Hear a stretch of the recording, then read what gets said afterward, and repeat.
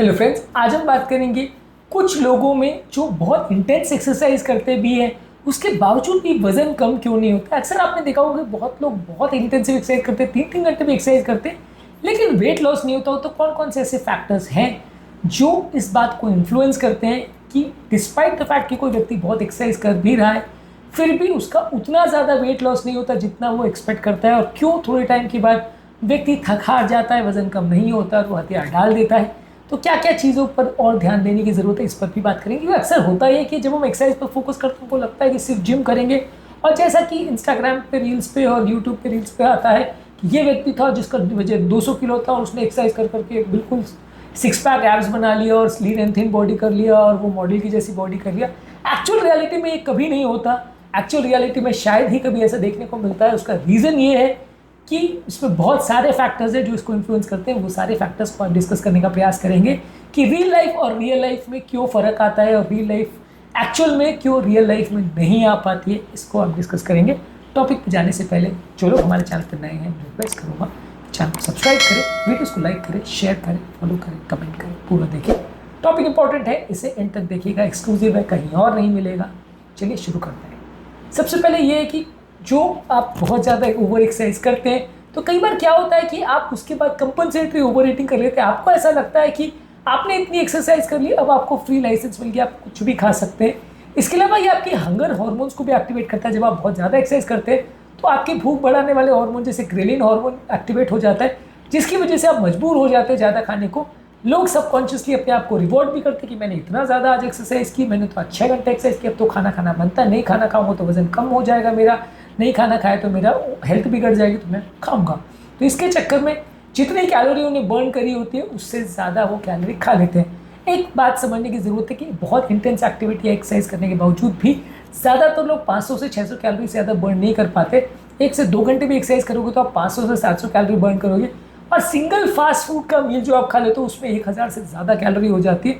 यानी कि आपका 2.5-3 घंटे का वर्कआउट सिर्फ एक फास्ट फूड मील में ख़त्म हो जाता है।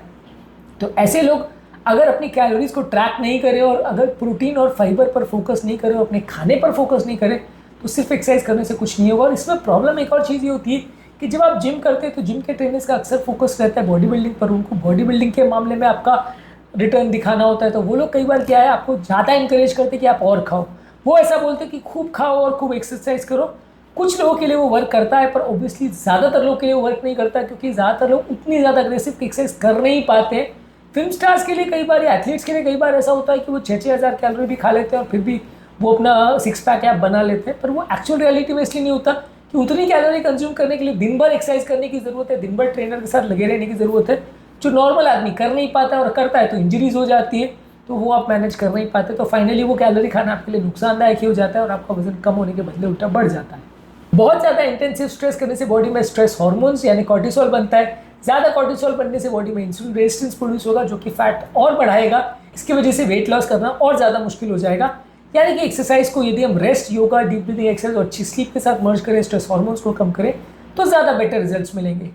इसके अलावा बॉडी अपने मेटाबॉलिज्म को भी अडाप्ट कर लेती है। यदि आप 500-600 कैलोरी लूज करोगे तो बॉडी बाकी जगह अपनी कैलोरी कट डाउन कर लेगी, चाहे वो आपके लिवर का काम है, किडनी का काम है, ब्रेन का काम है, हार्ट का काम है, सब जगह से बॉडी अपनी कैलोरी को कंज्यूम कम करना चालू कर देगी, जिसकी वजह से आप बहुत ज़्यादा एक्सरसाइज करने के बावजूद भी वजन लूज नहीं कर पाओगे।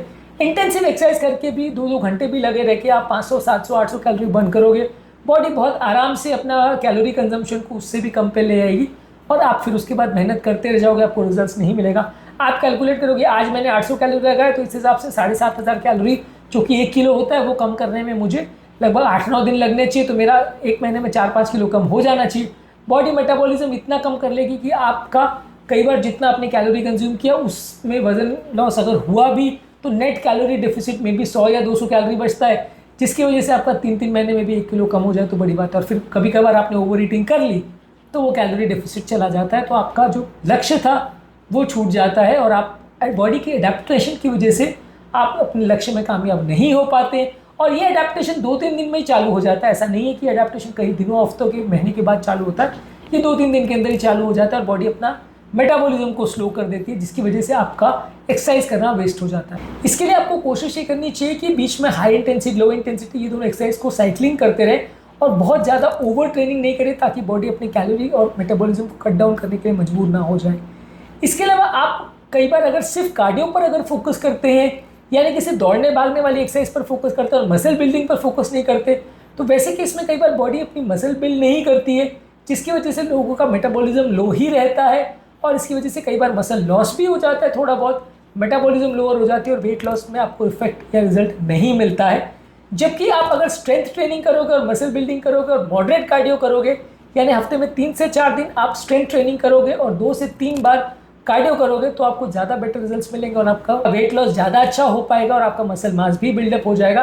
तो लोग कई बार क्या है, सिर्फ कार्डियो पे फोकस करते हैं। लोगों को लगता है कि मेरा लक्ष्य सिर्फ वजन कम करना है और उसके लिए तो सिर्फ कार्डियो इंपॉर्टेंट है, तो कैलोरी बर्न करना है, मसल ट्रेनिंग को इग्नोर कर देते हैं और ये नुकसानदायक होता है, जिसकी वजह से वेट लॉस उतना अच्छे से नहीं होता जैसा आप चाहते हैं। इसके अलावा बॉडी के इंसुलिन रेजिस्टेंस पर फोकस करने की जरूरत है। यदि आप हाई कार्बोहाइड्रेट डाइट खाते हैं या आप डायबिटिक हैं, तो आपका इंसुलिन रेजिस्टेंस ज़्यादा होगा, जिससे वेट लॉस नहीं होगा। कहीं आप मेडिसिन भी ले रहे हो सकते हैं जो डायबिटीज़ के लिए ली जाती है, वो वजन बढ़ा सकती है, उसकी वजह से आपका वजन कम नहीं होगा।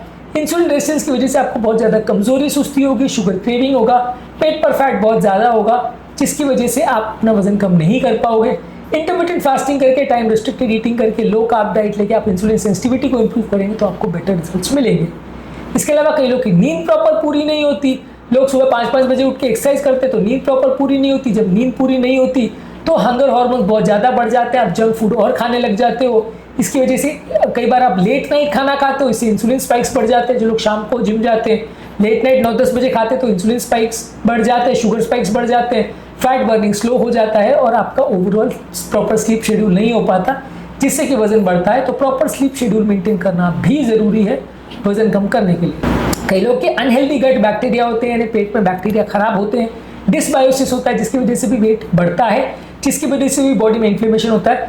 कई बार लोग जो है अपना वजन कम करने के लिए आर्टिफिशियल स्वीटनेस पर रिजॉर्ट करते हैं। कई बार लोग प्रोसेस फूड और एंटीबायोटिक्स वगैरह भी ज़्यादा लेते हैं, जिससे कि बॉडी के नेचुरल बैक्टीरिया मर जाते हैं। तो दही, किमची, फाइबर वाले फूड प्रोडक्ट्स और प्रीबायोटिक ज़्यादा खाने से पेट के नेचुरल बैक्टीरिया इंप्रूव होंगे, तो ये वजन कम करने में काफ़ी उपयोगी होते हैं। इसके अलावा अगर आपको कोई हार्मोनल प्रॉब्लम है, जैसे thyroid, polycystic ovarian disease, oestrogen और टेस्टोस्टेरोन का प्रॉब्लम है, तो ये सारी चीज़ों की वजह से भी वजन कंट्रोल ना हो, ऐसा हो सकता है। हाइपोथायरॉइडिज्म में मेटाबॉलिज्म स्लो होती है तो वजन कम नहीं होता है।